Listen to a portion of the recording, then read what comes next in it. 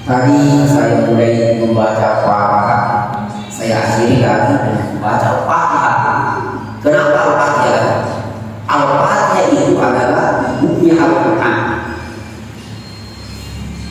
Dua yang diturunkan oleh Allah Subhanahu wa Ta'ala kepada Nabi Muhammad SAW dalam riwayat, di mana pada waktu itu langit dunia terbuka, kemudian turunlah malaikat membawa kabar gembira hadiah kepada Nabi, yang mana malaikat ini tidak akan pernah turun lagi sampai hari kiamat kecuali pada waktu itu, yaitu membawa hadiah kepada Nabi yang tidak pernah diberikan kepada nabi-nabi yang lain selain daripada Muhammad, yaitu yang pertama adalah Al-Fatihah dan yang kedua adalah dua ayat terakhir Al-Baqarah.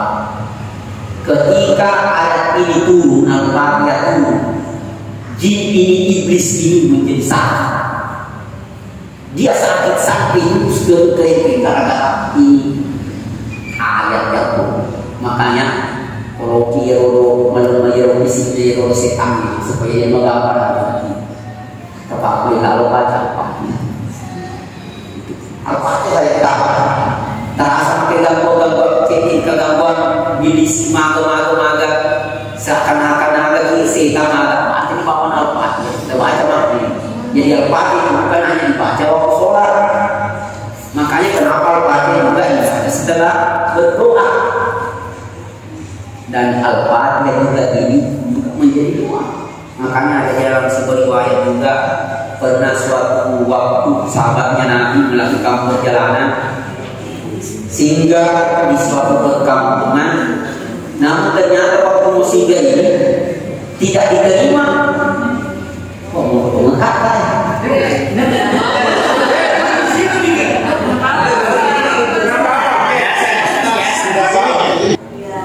Sisa menunggu teman-teman yang baik, makanya saya baru kita berbicara. Dia bahasa kita ini insya Allah semuanya bisa kita jadikan bekal kehidupan kita. Kita lanjut. Jadi suatu ketika ada sahabat Nabi beberapa satu kelompok melakukan perjalanan pulang ke kota Madinah, namun singgah di tengah malam di suatu kampung, minta bermalam di kampung tersebut. Tapi ternyata kampung tersebut tidak memberikan izin kepada sahabat Nabi, dan kami tidak berani menerima orang tua yang datang bermalam di kampung kami. Kenapa? Karena kepala kampung kami dan sakit. Kalau ada di antara kalian yang mampu mengobati daripada penyakit kepala kampung kami, kami akan berikan waktu untuk tinggal di kampung. Akhirnya salah seorang sahabat pandang daripada kita bermalam di pasar atau di mana, nah ini kita dikasih kita ada syarat. Makanya ada seorang sahabat saya insya Allah akan mampu mengobati. Apa yang terjadi? Dia datang kepada kaum itu, kemudian dia obati dengan membaca Al-Fatihah 3 kali. Dengan keadaan Allah sebelum pagi kita malam ternyata alhamdulillah kepala kampung ini langsung sehat. Ketika di pagi hari mereka sudah diizinkan bermalam kampung tersebut. Di pagi hari ketika mereka ingin melanjutkan perjalanan dari kampung tersebut menuju ke kota Madinah, di pagi hari mereka diberikan bekal. Setiap kampung tersebut memberikan satu kambing kepada orang-orang sahabatnya Nabi. Nanti pembahasan ini mengatakan saya ini pembahasan, saya bukan meminta upah.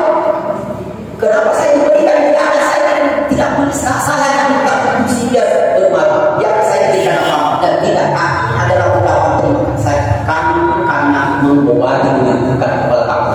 Tak sahabat ini mengambil kami, kita cerita sampai kota Madinah.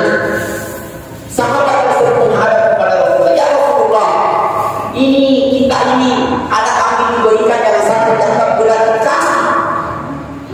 Apa yang bagaimana Rasulullah? Saya tidak cerita kambing. Apa yang dilakukan? Saya hanya membaca Al-Fatihah 3 kali untuk menyebutkan kepala pokok. Apa kata Nabi? Nabi mengatakan silakan potong kambingnya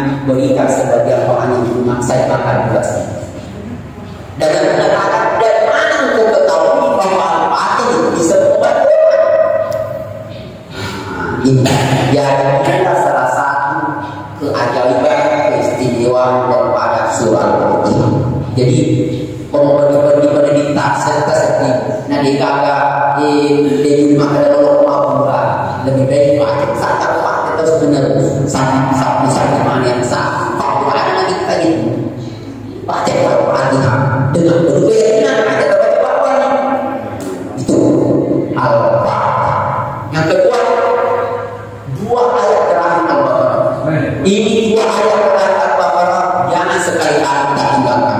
Nabi mengatakan dia adalah siapa ya? Siapa yang membaca dua ayat terakhir Al-Baqarah amanah Rasul lakukan Allah dan salam dalam salat sampai datang di siapa yang membaca dua ayat ini pada awal malam kata Nabi kata sudah cukup baginya cukup menjadi penyelamat baginya cukup menjadi penenang baginya cukup menjadi ketentraman bersapa assalamualaikum bersapa ya tenang baca dua ayat terakhir Al-Baqarah di pamla ini dua ayat terakhir kita baca di pamla tersebut itu namun di mana ini dua baca namun di waktu Al-Fatihah ayat kursi kemudian dua ayat terakhir Al-Baqarah yang bapak itu sudah cukup. Ada yang bisa sampaikan kepada bapak-bapak ibu. Selama ini kebanyakan kita menganggap diri kita orang awam, akhirnya yang lupa. Jadi mereka baca, jadi mereka apa? Jangan kita merasa pesimis. Kau jadi apa?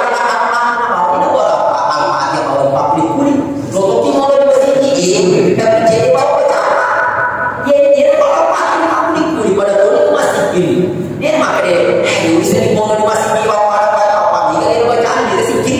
Ya jadi bawa dia tahu makuli-kuli itu kalau makuli-kuli kenapa sahabat itu banyak sahabat ulama itu Ibnu Taimiyah imam besar hadis setiap pagi selalu dia membaca Al-Fatihah paling kurang 11 kali bahkan ada sahabat buku benar baca Al-Fatihah bahkan ada riwayat buku benar baca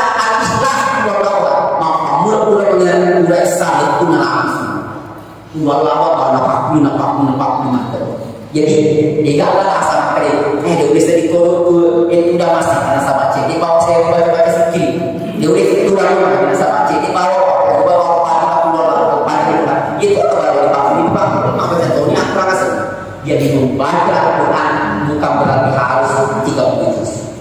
Membaca Al-Quran bukan berarti bukan bagian nyetak bukan apa raja kata ni belum baca bukan apa sedikit kurang tidak maka baca Quran itu namun dia menurut maka baca Quran namun kaki kita nana dulu ni namun kaki kita tidak ada namun kaki kita sendiri namun sementara apa lupa hari namun sementara motor namun sementara mobil mati motor betul mengaji betul mengaji kalau pegang Al-Quran nabi itu tidak boleh pegang Al-Quran ternyata apa sih hak mengaji nabi itu tidak boleh pegang Al-Quran belum bermaksud nah sekarang Al-Quran dan lima juga semua di masa nabi ada terus nanti Al-Quran itu 30 juz di masa Al-Quran di atas ide daripada Umar bin Khattab ini beri makhluk apa dia bisa mengaji nasabah otak dia bisa mengaji nasabah mungkin Al-Quran dia bisa mengaji kalau jadi ini adalah apa yang beli jadi mampak bapak kalau dia pakai tadi Quran mampak dia penguji apa dia baca Quran mampak dia apa dia sampai baca Quran mampak bapak atas baca Quran ini yang harus kita paham jadi namun bapak dan yang video rumah tahu maka dia isi makin dia nggak baca Quran boleh tapi dalam hati dalam pahila yang tidak boleh itu baca Quran kalau di pada sesuai dalam pahila itu berarti mati di Al-Quran di dalam itu dia berarti tapi sementara daripada itu menghadap atau membawa apalagi orang setan justru harus di dalam WC itu banyak orang kadang bukan kadang bahkan dari itu mati di dalam WC bahkan kesurupan di dalam WC nah sebab menghadap dia menghadap di dalam WC harus dia cepat tadi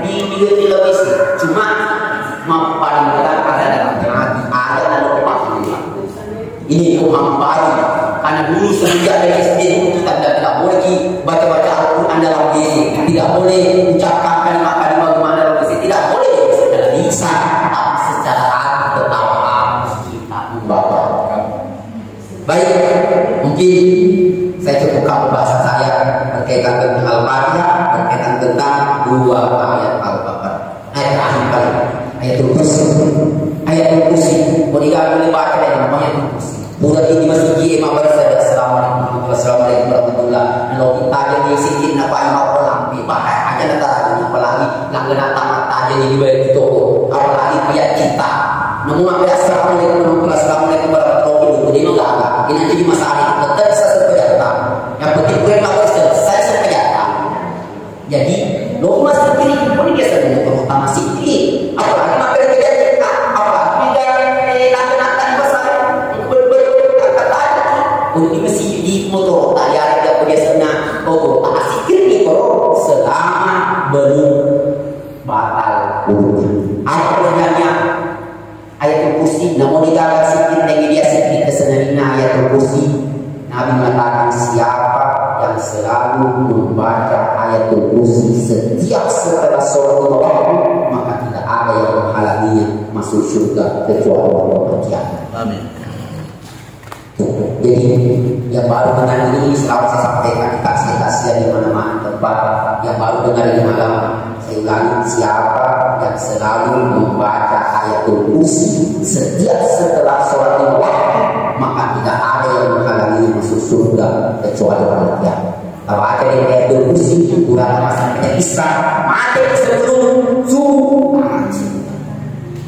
atau dia yang disendak semakuku nak dia tahu mat posisi pokok ini tempat ini buka bahan itu atau kursi tapi akhir mati sudah sebelum lo mati amat subuh itu mana bisa jadi ketemu dengan hati pas-pasan masa kalau mana kita sudah dia keset tamas sudah tamat dia malah yang penting kamu malah amat sudah yang penting harus satu di akhir zaman ini sama fitnah di akhir zaman ini semua kejahatan muncul semua.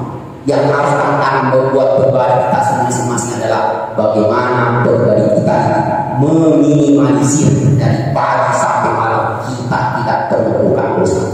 Yang penting dari langkah kita kita tidak melakukan dosa selama itu yang penting masuk pada yang aman itu. Namun tidak bawa sampai selesai. Ini tantangan yang sama yang baru. Inilah yang sempat saya sampaikan. Mohon dimaafkan. Habis berikan waktu tadi siap. Pernah ada kasus saya punya teman stas, kebetulan ada acara Isra Miraj, kebetulan ada ikon yang datang, termasuk pes ini teman. Tapi di dalam keadaan hadas berhadap besar, maksudnya mens, bagaimana ya bisa masuk di masjid itu bagaimana? Mau mendengar dia, lagi halangan. Ketika ada orang mens, dia mau mengikuti acara dalam masjid, apakah seminar atau apa dia boleh datang ke masjid tapi karena masjid cukup di teras saja. Cukup di teras saja. Kenapa larangan itu tetap berjalan? Karena masjid itu namanya tempat suci. Sementara kita ini lagi kotor. Sedangkan orang dia sempit. Sedangkan kita anak-anak itu. Nah masjid ini semua aktivitas yang dilakukan masjid adalah perbuatan suci, perbuatan bersih. Sementara kita tidak kotor. Jadi malah kita lakukan pengajian. Kan kalau di masjid dia tuh di terasnya saja. Insya Allah kita untuk kacanya begini atau tahu kapan pintu tidak menghalangi kita. Dia tidak akan menghadiri pengajian harus disujud betul. Yang bertiga apa istilah dulu dia bisa didengar. Yang kedua Ustaz, yang kedua ini lagi beranas besar. Bolehkah dia membaca Al-Quran? Halo. Bolehkah orang beranas besar membaca Al-Quran? Boleh. Yang tidak boleh adalah menyentuh ayat suci Al-Quran. Jadi ada di apa dibaca. Daripada ini tona kota, ini tona kaya, ini tona kosi, ini tona sebalik. Jadi ada di apa? Baca. Nah setelah dia apa? Dia sedang diapa amat ada betul juga kita. Membawa lesu yang tidak boleh itu benda yang di luar daripada ketatnya kita seru itu yang tidak boleh. Berarti jadi memiliki kemampuan yang baca Quran apa Itu di rumah sikit nak. Dan Al-Quran itu baca Al-Quran adalah bagian daripada zikir. Itu. Terakhir ini. Semangat ini motivasi dalam ayat Al-Quran dalam penerapan amar ma'ruf nahi munkar ada dakwah Ustaz bagi mereka yang sedang proses berjuang untuk Anies dan beberapa partai-partai yang memperjuangkan hak-hak batin-batin. Ini motivasi untuk kita. Apa kata ayat Al-Quran sebagai motivasi dan hadis Rasulullah terkait dengan ayat zaman ini memperjuangkan pemimpin yang betul-betul memperjuangkan kemaslahatan umat. Insyaallah. Baik. Pertanyaannya agak menjurus kembali pada apa yang juga kita dengar sama-sama di sini. Namanya politik. Islam tidak mungkin Islam itu berjaya sampai sekarang kalau Nabi dulu terus hidup. Islam tidak mungkin berjaya sampai sekarang kalau Nabi tidak berpolitik. Nabi itu ahli ibadah, ahli politik juga, ahli perang juga. Kita ini tidak berperang, hanya cuma bagaimana mempertahankan kebenaran, mencari kebenaran. Jadi memilih pemimpin yang benar itu wajib hukumnya. Ungkapan asal pada masa orang pilih dia asal pada. Apa begitu? Kalau kan ya Anies dia presiden piko sementara dia selesai dia karena prestasi bagaimana itu kan sekarang kita bilang begitu tapi kan dia tidak sholat manusia. Yang kita tidak harus yang seagama dengan kita yang betul-betul memperjuangkan agama kita. Karena dia bagaimanapun bahasanya Anies aku bilang meskipun engkau memperjuangkan agama ini dengan darah dengan Al-Quran, tapi tidak akan bisa berubah. Yang bisa berubah itu adalah satu tanda tangan berubah total tanpa ayat tanpa darah. Itu ini yang kita perjuangkan. Kita berjuang memperjuangkan agama ini dengan ayat kita, dengan darah, dengan istiqomah ibadah. Tapi ada namanya pemerintahan itu adalah konstitusi. Kalau dia tidak tercontoh kepada agama, kita sambil memilih.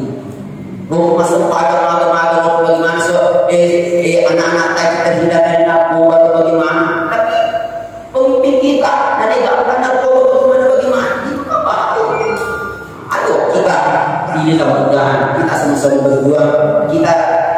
Kita sekarang ini bukan bagaimana berusaha menang, tapi kita diperintahkan berusaha berjuang demi karena Allah. Itu jangan tiba-tiba tentang menangnya juga betul berjuang dalam kebenaran. Masa kebenaran kalian itu adalah ketentuan Allah. Nah sama pasti apa dia? Selama memang ada kita berjuang supaya menang, maka dia terima kebenaran. Nah sampai jangan dia tapi kita berjuang berusaha dan itu yang terbaik. Berusaha berjuang yang ingin memperjuangkan agama. Berjuang berusaha.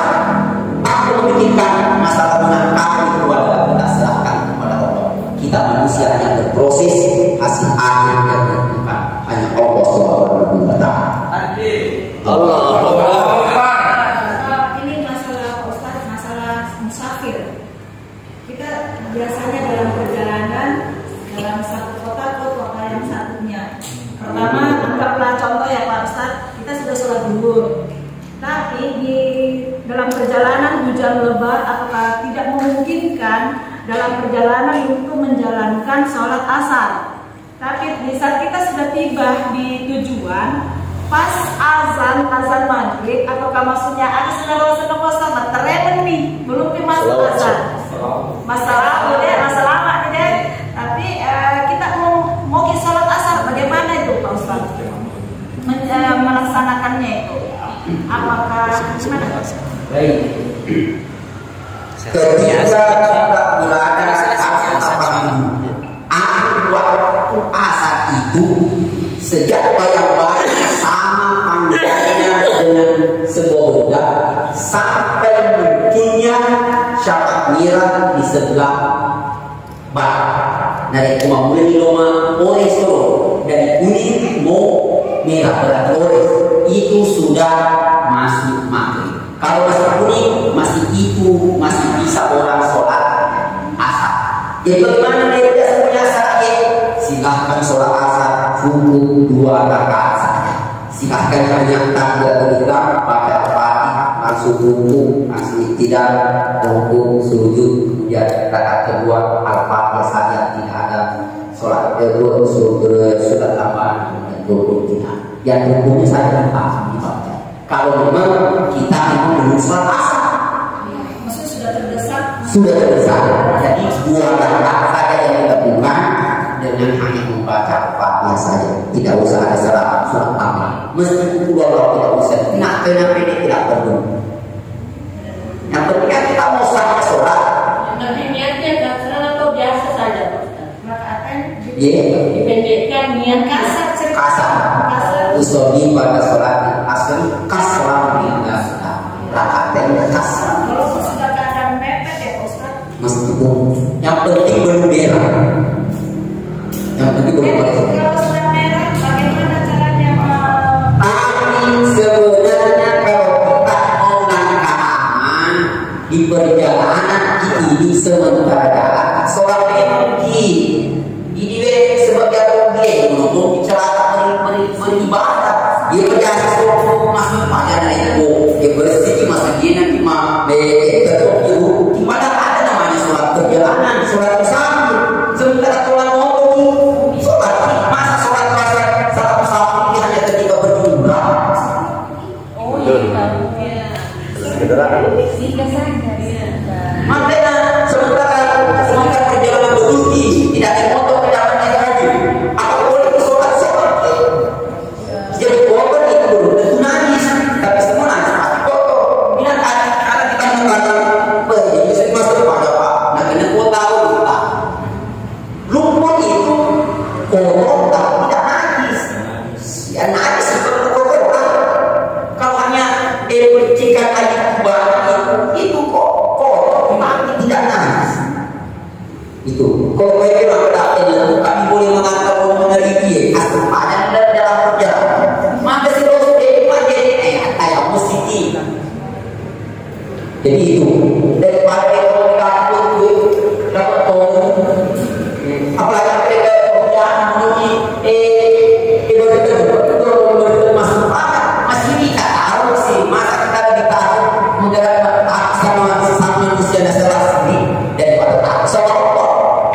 Ini di sini sebenarnya kita digugah perjuangan kita apakah kita ini iman yang kuat atau tidak. Memang kadang pada istri masuk pada sini kan membawa apa hasil itu masuk. Oh kita hanya tahu sementara kita tidak tahu. So ini yang jadi masalah. Apapun kata orang yang kita berbuat karena Allah, kenapa kita mau isi dengan itu? Ini Apa Ustaz sambil makan kali? iya Pak. Tidak apa-apa sambil tanya jawab saya sebelum Sambil cuci biar ada. Saya baru pertanyaan juga. Iya. Terima kasih. Saya pertanyaan dulu cuma masalah berwudu, mensucikan Pak Ustaz. Saya tuh kebiasaan kalau habis mandi langsung wudu.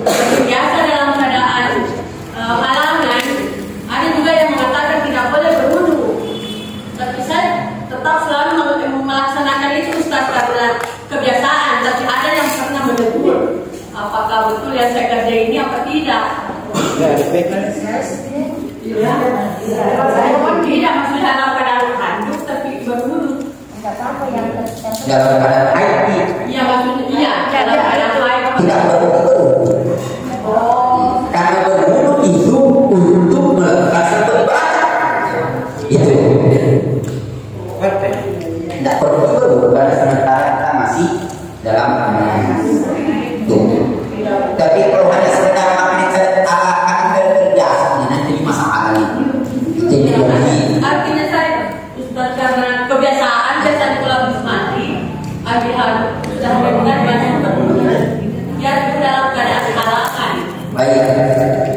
Yang harus kita pahami, kenapa saya bilang boleh ataupun tidak? Yang harus kita pahami, yang menghalangi orang melakukan amal itu karena adalah amalan wajib. Amalan amalan wajib, sholat, memegang Al-Quran, berpuasa,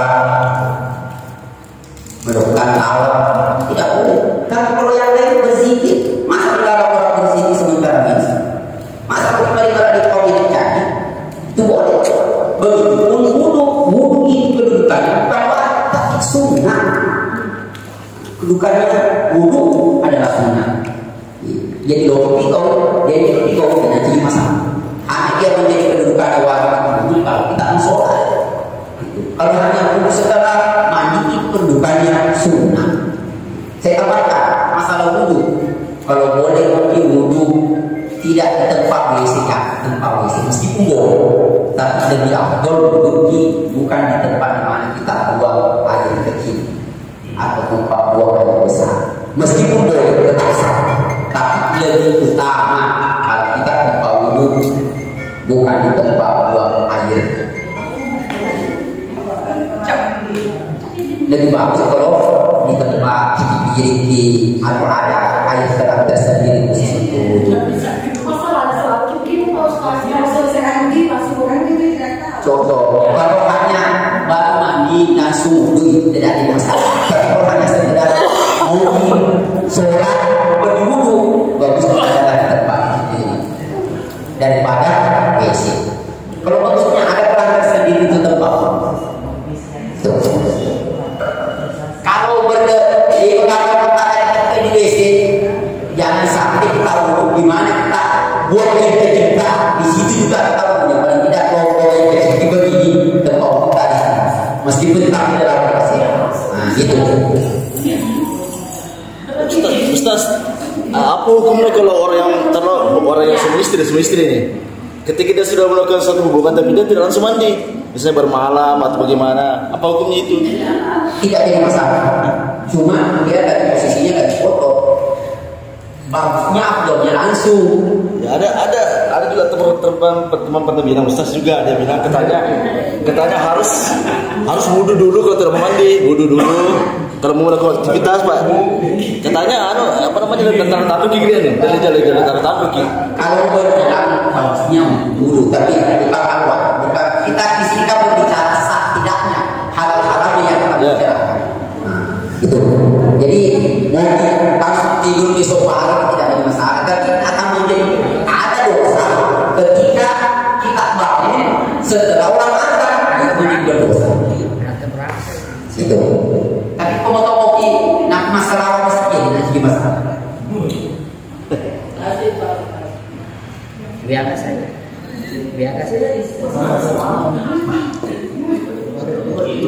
Oh iya.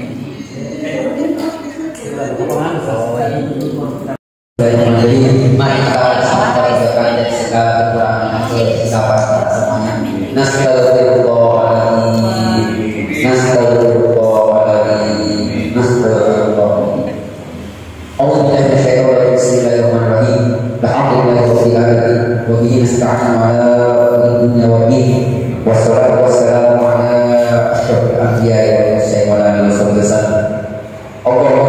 Muslimin wal muslimat wal mu'minin wal mu'minat al ahya'i wal amwat innaka sami'un qarib da'wat ya rabbal alamin. Allahumma ya muqallibal qulub tsabbit qulubana ala dinika wahai ya Allah yang maha membolak-balikkan hati, tetapkanlah kami untuk senantiasa di atas agama dan di atas kehendak ya Allah. Allahumma arinal haqqa haqqan warzuqna ittiba'ah. Ya Allah, nampakkan kepada kami bahwa itu benar-benar benar. Kuatkanlah kami senantiasa berada dalam kebenaran itu. Wa arinal batila warzuqna ijtinabah.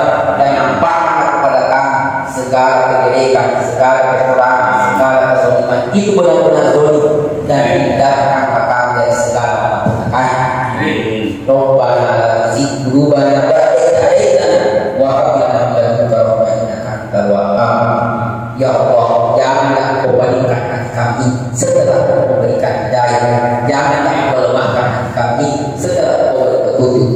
Allahumma tahhir lisanana minal kadhib wa qulubana minal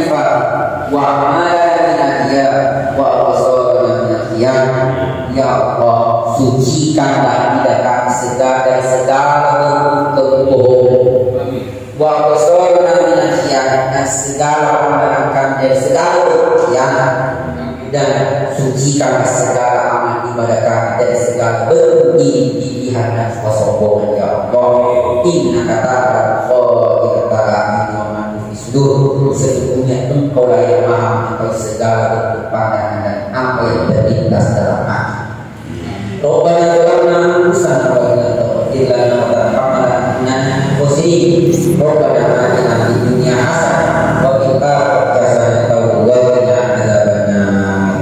Wa sallallahu alaihi